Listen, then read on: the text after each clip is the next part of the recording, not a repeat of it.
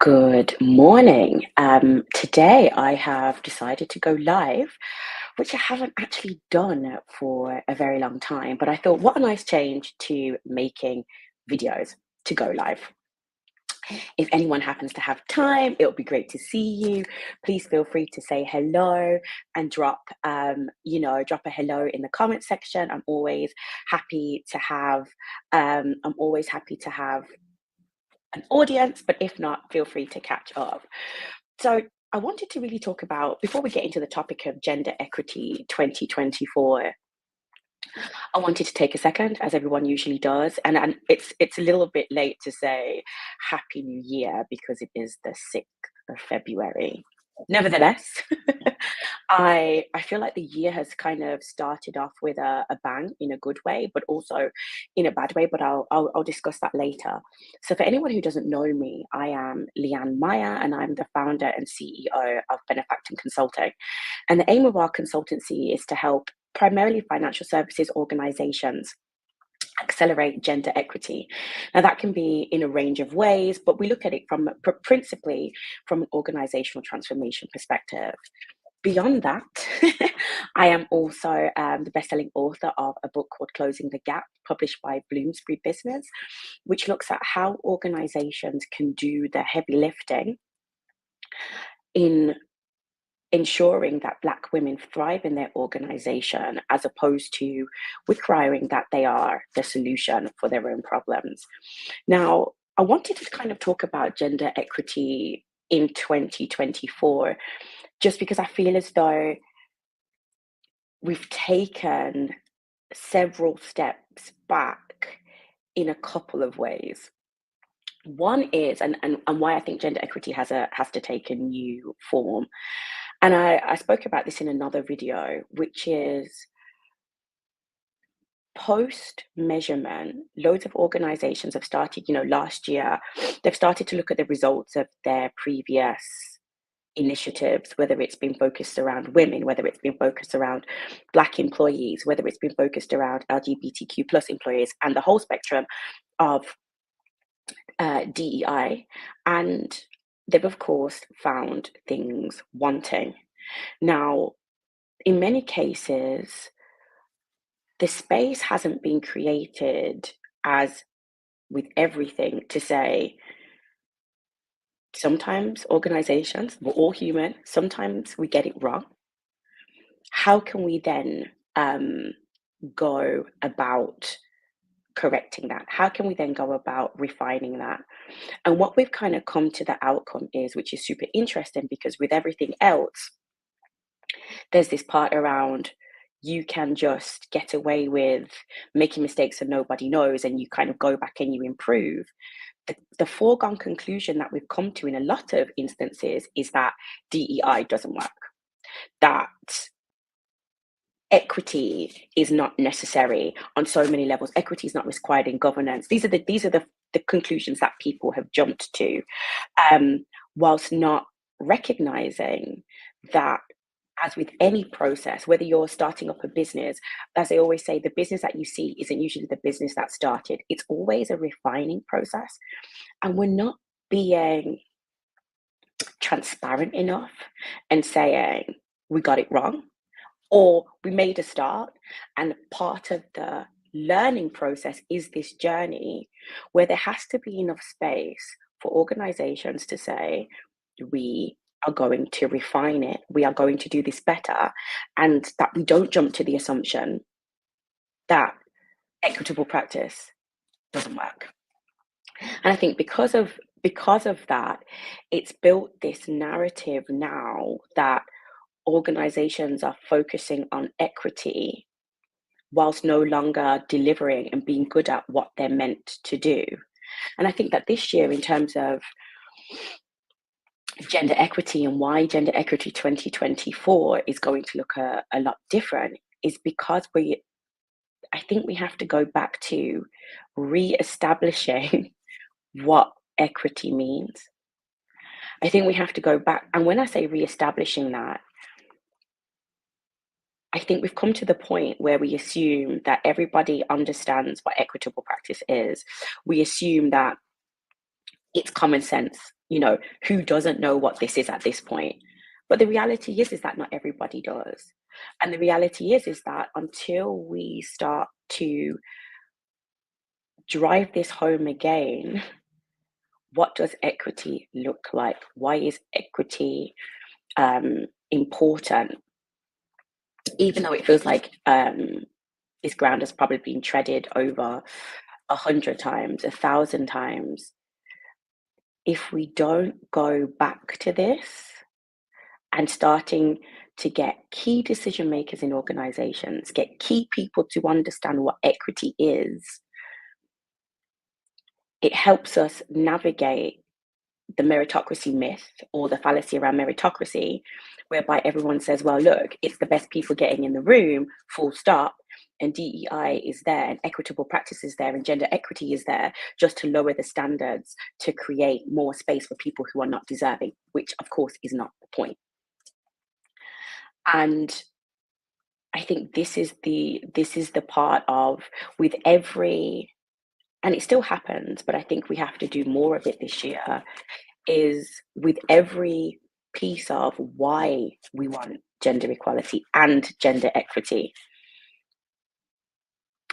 we still have to reinforce that this equitable piece is not around disadvantaging men in the case of gender.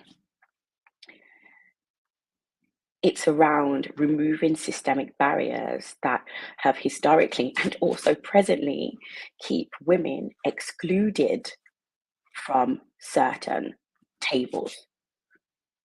It's not about reducing it's not about reducing the quality of these women or reducing the standard by which these women have to adhere. They're already there. And I think that's going to be the biggest challenge in terms of how can we elevate that narrative when the loudest voices are still saying, do we think we have gone too far with gender equity? And my answer to that is I don't believe we've gone too far. But what I do think is that there has absolutely been a heavy focus on outcomes, i.e., more women, more women, more women, but not necessarily a focus on the organization making the relevant changes so that this can, and when I don't, organically is not the right word, but that this can happen. I'm going to say sustainably, actually, that this can continually happen in perpetuation, as opposed to pushing some women into positions, not all, of course, and this is, I'm speaking from both sides of the coin, pushing women into positions for the sake of it in order to meet particular KPIs. Because ultimately, if the woman that is being promoted is also not being supported, then her opportunity of success is severely diminished. And it gives cause for the conversation whereby people say, well, look, she wasn't qualified for the job. Look, she didn't succeed at the job. We told you that all of this push for women was too much. And I think this comes back to this part around governance and looking at how are you creating equitable practice that recognizes systemic barriers, which will make processes clearer for everybody, but also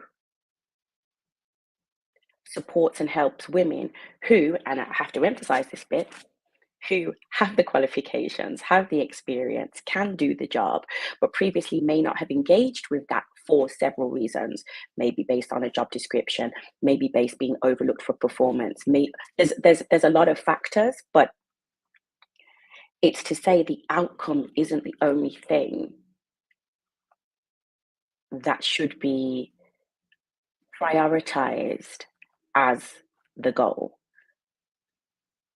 Because we're seeing it now, right? We're seeing that as the outcomes are being prioritized, there is pushback.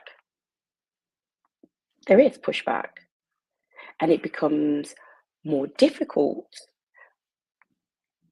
to achieve this if women aren't being set up for success when they go into these positions, but also it's only a focus on one particular layer within the organization. And once that's done and achieved, there's no further look at sustainably creating a pipeline, changing the organization, looking at the governance, looking at the processes and procedures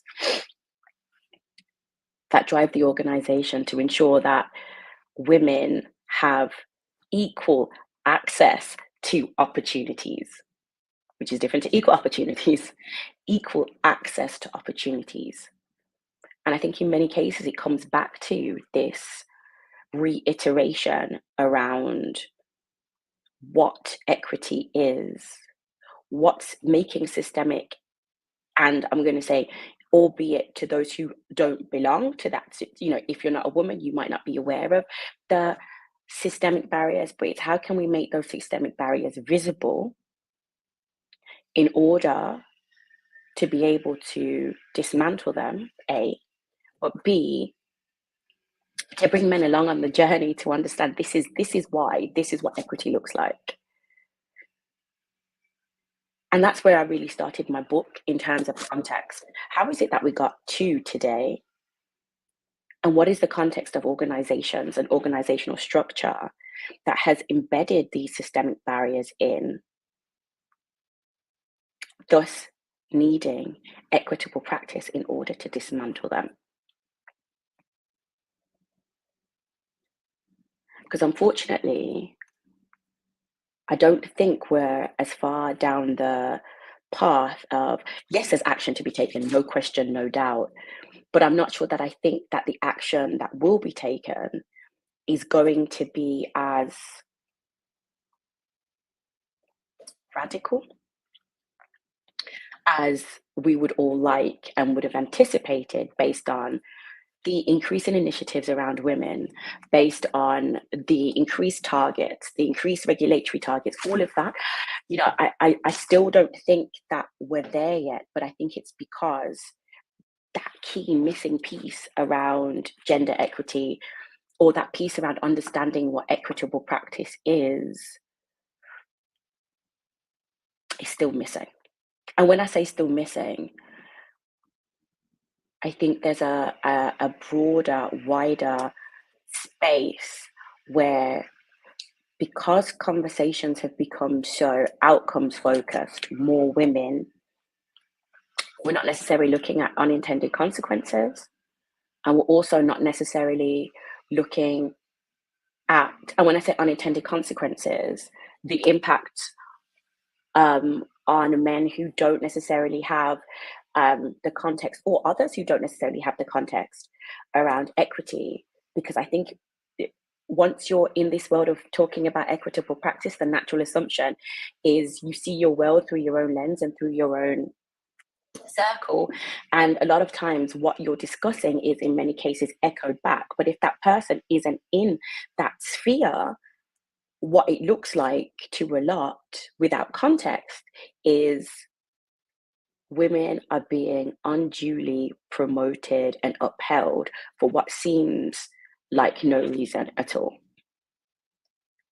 And this is why I think Gender Equity 2024 has to be heavy on the re-education, really highlighting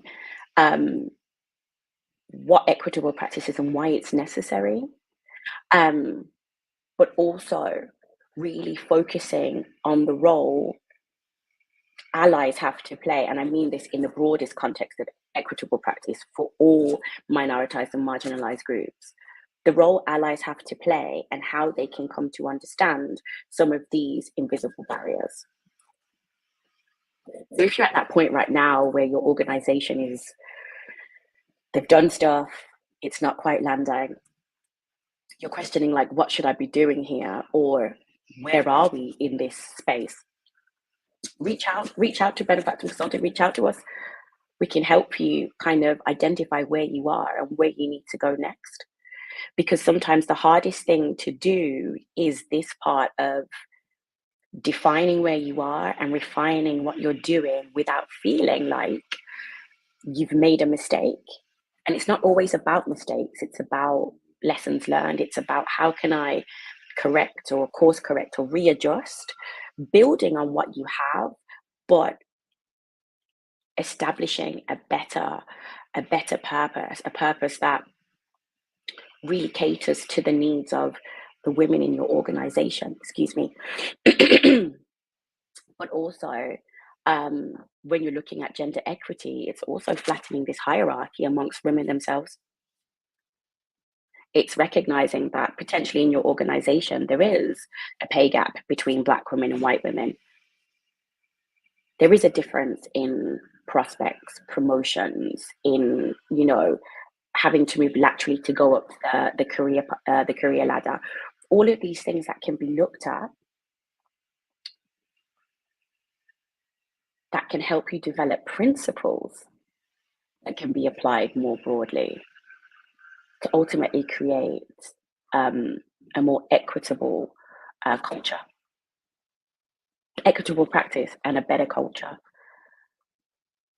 And I think that's my wish for, and when I say it's not just my wish, it's part of the, not just that it's not a challenge like that, but it's definitely part of my approach this year is that is that for me, I want to and will actively spend more time on this educational piece. And it's not just going to be me saying, read my book. I mean, I will say that, but it's not just that, um, or listen to my book, um, because we really have to come together to have these kinds of conversations as to why equity is really needed.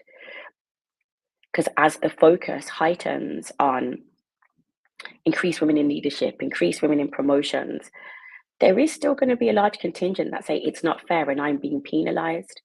And if these women aren't being set up for success, it has the opposite effect. It has the absolute opposite effect. But I think it's also this broader conversation. Yesterday, I posted about the changes in the UK and being an angel investor, um, and the threshold from personal income going up from £100,000 to £170,000. And when you look into the stats, it's like 4% of people in the UK earn 100 over 100,000, and less than 1% of those are women.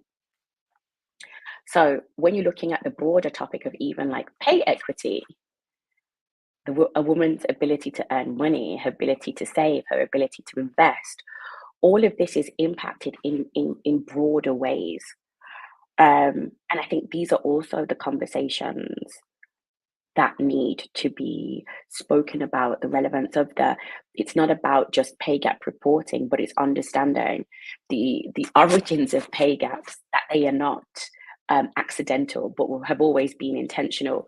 And these are definitely the kinds of conversations that I like to have more of, that we should be having more of, um, so that we can start to normalize equitable practice as opposed to ostracizing it for seemingly creating an unfair advantage.